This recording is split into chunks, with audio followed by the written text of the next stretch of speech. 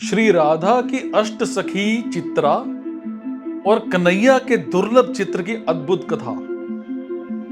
ब्रज भूमि कण कण में प्रेम और लीलाओं से रंगी है। आज हम आपको दर्शन कराते हैं श्री राधा रानी के अष्ट सखियों में से एक परम विदुषी और अद्भुत चित्रकार चित्रा सखी। चित्रा सखी की एक अलौकिक लीला की। स्थान था बरसाना। बरसाना की बड़ी परिक्रमा मार्ग से स्थित सुरमय गांव चिकसोली में इनका दिव्य मंदिर है। कौन है चित्रा सखी? बचपन से ही योगिनी और वेदांत की प्रकांड ज्ञाता चित्रा सखी की सबसे बड़ी विशेषता उनकी कला थी।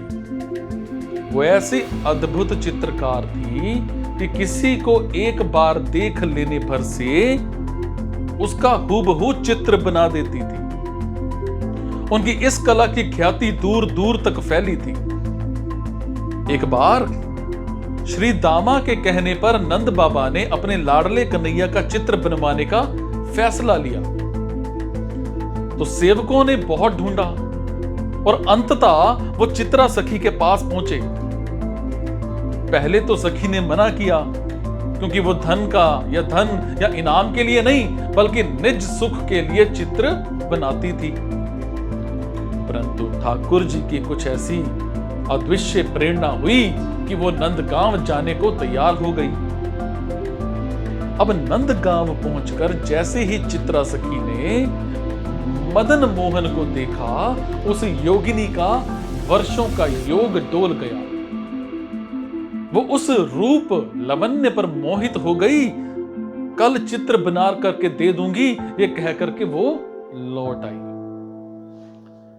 लेकिन घर आकर के जो हुआ बड़ा अद्भुत हुआ। वो जब भी तुलिका उठाती, उन्हें बनाया हुआ चित्र फीका लगता। वो उसे मिटाती और फिर बनाती। अब समस्या यह थी कि कन्हैया की चंचल चितवन उनके मन में ठहर ही नहीं रही थी। क्षण प्रति क्षण प्रभु का रूप बदल जाता और चित्र अधूरा रह जाता। अब महान चित्रकार अपनी विफलता पर व्याकुल हो उठी। तब देवर्षि नारद पधारे और उन्होंने इस समस्या का गूढ़ रहस्य बताया। पुत्री, कान्हा का चित्र श्री जी मतलब राधा रानी की साधना किए बिना नहीं बन सकता। जब तक स्वामिनी राधा का आशीर्वाद नहीं मिलेगा, तब तक श्याम सुंदर की चंचल चितवन तुम्हारे मन में स्थिर नहीं होगी। चित्रा सखी ने तब श्री राधा रानी की कठोर आराधना की। उनकी साधना से प्रसन्न होकर करुणामय श्री जी ने उन्हें अपनी अष्ट सखियों में सम्मिलित किया और ठाकुर जी का चित्र बनाने का दिव्य समर्थन प्रदान किया। राधा रानी की कृपा के बिना श्री कृष्ण के वास्तविक स्वरूप का दर्शन असंभव है।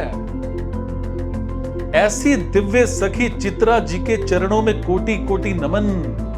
प्रिय भक्तों, जय जय श्री राधे, जय जय श्री राधे।